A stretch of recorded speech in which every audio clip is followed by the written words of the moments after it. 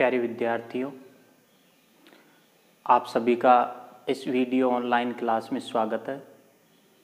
अपन geography कक्षा 11 के अंतर्गत जो भूगोल का पाठ्यक्रम है एनसीईआरटी, आरबीएससी और सीबीएसई का, उसके अंतर्गत अपन चर्चा कर लेते हैं। यहाँ पर 3 किताबें हैं भूगोल के अंतर्गत। जो पहली पुस्तक है वो आती है भौतिक भूगोल के मूल सिद्धांत, और दूसरी है भारत का भौतिक पर्यावरण, और तीसरी जो पुस्तक है प्रायोगिक भूगोल। तो 3 पुस्तकें यहाँ अपने पाठ्यक्रम में लागू है। देखते हैं अपन जो पहली पुस्तक है भौतिक भूगोल के मूल सिद्धांत, उसमें जो पहला अध्याय है भूगोल एक विषय के रूप में, कि भूगोल का विकास कैसे हुआ है, अन्य विषयों से क्या संबंध है भूगोल के, उनके बारे में इस अध्याय में पढ़ेंगे। और यह है इकाई नंबर 1। फर्स्ट इकाई नंबर है 1। दूसरी इकाई आती है पृथ्वी। सेकंड इकाई है पृथ्वी। या पृथ्वी से संबंधित अपन अध्ययन करेंगे। इसमें पृथ्वी की संरचना, इसकी उत्पत्ति कैसे हुई है, जो पृथ्वी के अंदर का जो संगठन है वो किस तरीके का है, किस तरीके की चट्टानें पाई जाती हैं, उनके बारे में यहाँ अध्ययन करेंगे। जो पहला अध्याय आता है पृथ्वी की उत्पत्ति एवं विकास, इसमें पढ़ेंगे कि पृथ्वी की जो उत्पत्ति हुई है किस तरीके से इसकी उत्पत्ति हुई है, इसका विकास किस तरीके से हुआ है, इसके बारे में इस अध्याय में अपन पढ़ेंगे। तीसरा अध्याय आता है पृथ्वी की आंतरिक संरचना।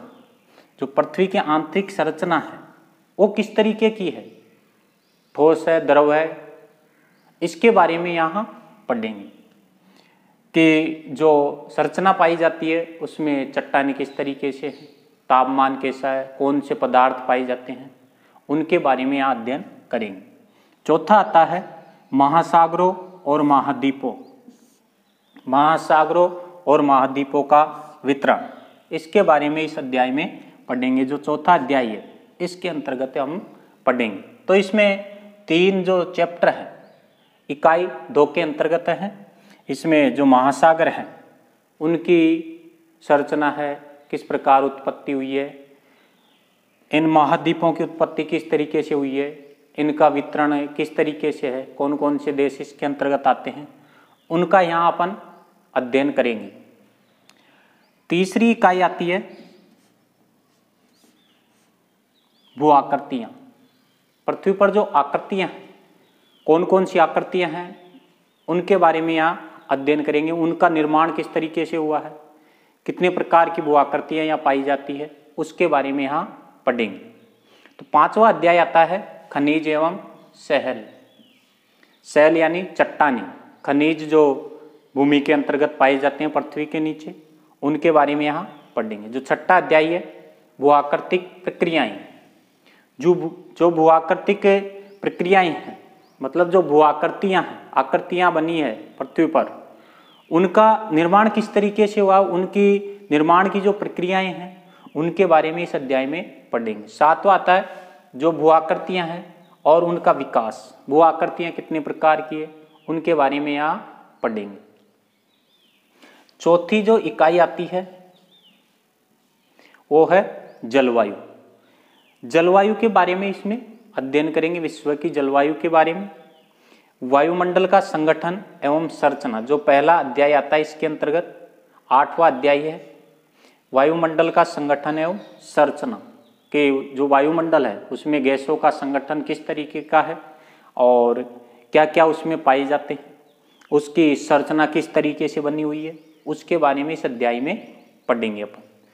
9वां अध्याय आता है सौर विकिरण, ऊष्मा संतुलन एवं तापमान। सौर विकिरण और ऊष्मा संतुलन एवं तापमान के बारे में यहाँ पढ़ेंगे। जो सौर विकिरणें हैं, सूर्य से आने वाली जो विकिरण है, उनका कितना प्रतिशत जो पृथ्वी पर पाए जाने वाले जीव हैं उनके द्वारा उपयोग में लिया जाता है, दूसरे पदार्थों के द्वारा उपयोग में लिया जाता है, जीवों के द्वारा उपयोग में लिया जाता है। ऊष्मा संतुलन के जो ऊष्मा का जो संतुलन है किस तरीके से बनता है, तापमान कम ज़्यादा कैसे होता है, इसके बारे में इस अध्याय में पढ़ेंगे। 10वां आता है वायुमंडलीय परिसंचरण तथा मौसम प्रणालियाँ।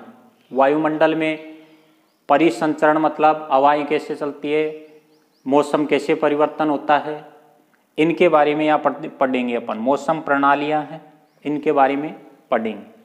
जो 11वां अध्याय आता है वायुमंडल में जल की मात्रा किस तरीके से पाई जाती है, आर्द्रता किस तरीके से संतुलित रहती है, उसके बारे में भी यहाँ पढ़ेंगे। 12वां आता है विश्व की जलवायु और जलवायु परिवर्तन। जो विश्व की जलवायु है उसके बारे में पढ़ेंगे और इसका जो परिवर्तन होता है वो किस तरीके से होता है, इनके बारे में इस अध्याय में पढ़ेंगे। जो जलवायु है, विश्व की जलवायु, कई भूगोलवेत्ता हैं उनके द्वारा जलवायु के प्रकार दिए गए हैं, उनके बारे में अपन इस अध्याय में पढ़ेंगे।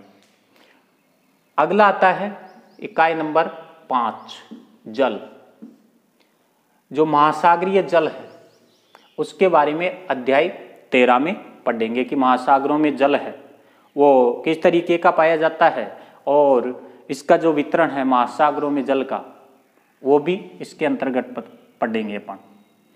14वां जो अध्याय आता है महासागरीय जल का संचलन, कि महासागरों का जो जल है किस तरीके से गति करता है, इसके बारे में इसमें पढ़ेंगे। इकाई नंबर आती है 6। इकाई नंबर 6 पृथ्वी पर जीवन, कि पृथ्वी पर जो जीव पाए जाते हैं उनका जीवन किस तरीके का है। इस अध्याय नंबर 15 में पृथ्वी पर जीवन के बारे में पढ़ेंगे और जो जीवों की विविधता, कि जो जीव पाए जाते हैं उनमें जो विविधता पाई जाती है पेड़ पौधों की और जीवों की, उनके बारे में अध्याय नंबर 16 में पढ़ेंगे। उनके संरक्षण से संबंधित क्या क्या उपाय किए जा रहे हैं उनके बारे में यहाँ पढ़ेंगे। जैव विविधता संरक्षण के जो क्षेत्र हैं, हॉट स्पॉट हैं, तप्त स्थल, उनके बारे में ही अपन यहाँ पढ़ेंगे। दूसरी जो किताब आती है भारत का भौतिक पर्यावरण, कि जो भारत का भौतिक पर्यावरण किस तरीके का है, इसमें जो इकाई नंबर पहली है, इकाई नंबर 1 भारत की स्थिति आकार के बारे में यहाँ पढ़ेंगे अपन, कि भारत की स्थिति ग्लोब पर किस तरीके से है, इसकी जो तटीय रेखाएं हैं, इसकी जो अंतर्राष्ट्रीय सीमाएं हैं, दूसरी राष्ट्रीय सीमाएं हैं, उनके बारे में यहाँ सामान्य जानकारी अपन पढ़ेंगे। इकाई नंबर 1 भारत की स्थिति। इकाई नंबर 2 आती है भूआकृतिक विज्ञान, कि जो भारत में भूआकृतियाँ पाई जाती है इसके बारे में इस अध्याय में पढ़ेंगे। इसमें जो संरचनाएं पाई जाती है विभिन्न प्रकार की, भूआकृतिक विज्ञान के बारे में यहाँ पढ़ेंगे। तीसरा जो अध्याय है अपवाह तंत्र, नदियों का जो वितरण है किस तरीके से प्रवाह होती है, कौन कौन सी नदियाँ हैं, सिंधु तंत्र है, गंगा नदी तंत्र है, गोदावरी नदी तंत्र है, इन सभी के बारे में यहाँ अध्ययन करेंगे। इकाई नंबर हो गई तीसरी। इकाई नंबर 3 में जलवायु, वनस्पति और मृदा, कि भारत की जो जलवायु है, वनस्पति है और मृदाएं हैं वो किस तरीके की पाई जाती है, कितने प्रकार की पाई जाती है, उनके बारे में इस इकाई के अंतर्गत अध्ययन करेंगे। जो चौथी अध्याय है इसमें जो भारत की जलवायु है उसके बारे में पढ़ेंगे। जो जलवायु का वर्गीकरण है उसके बारे में भी यहाँ पढ़ेंगे।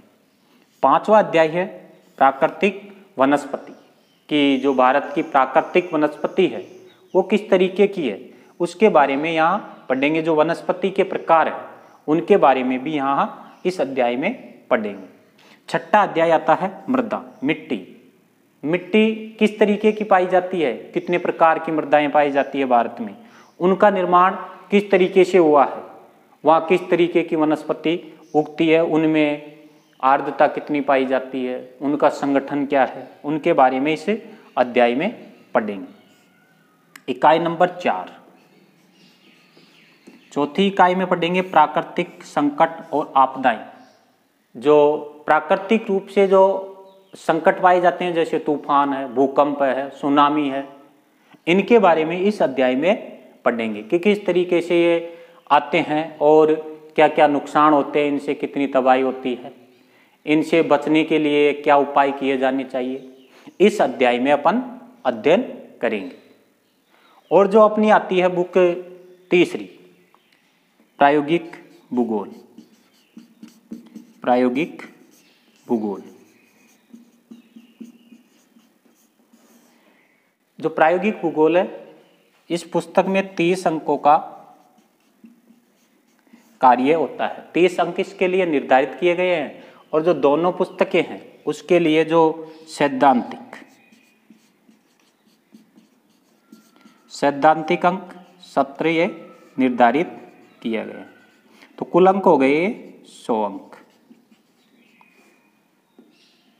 100 अंक निर्धारित किए गए। तो 30 नंबर का यहाँ जो प्रायोगिक भूगोल है उसका कार्य होगा। इसमें अलग से एक फाइल बनाई जाएगी और उसमें अपन को प्रायोगिक कार्य करना होगा। तो ये था अपने कक्षा 11 का NCERT, CBSE और RBSE के अंतर्गत जो भूगोल का पाठ्यक्रम। आज के जो ये भूगोल पाठ्यक्रम वीडियो सेशन में अपन इतना ही देखेंगे। आगे दूसरी क्लास में अपन जो भारत का भौतिक पर्यावरण है उसके पहले अध्याय के रूप में अपन चर्चा करेंगे कि जो भारत की स्थिति और भू आकृतिक विज्ञान है उसके बारे में, और जलवायु है, मृदा है, इनके बारे में अपन एक एक करके अध्ययन करेंगे। जैसे इधर भूगोल एक विशेष क्षेत्र के रूप में भौतिक भूगोल के मूल सिद्धांत है, इनके बारे में भी अपन विस्तृत रूप से एक एक अध्याय के रूप में चर्चा करेंगे। धन्यवाद। आज के इस वीडियो क्लास में इतना ही।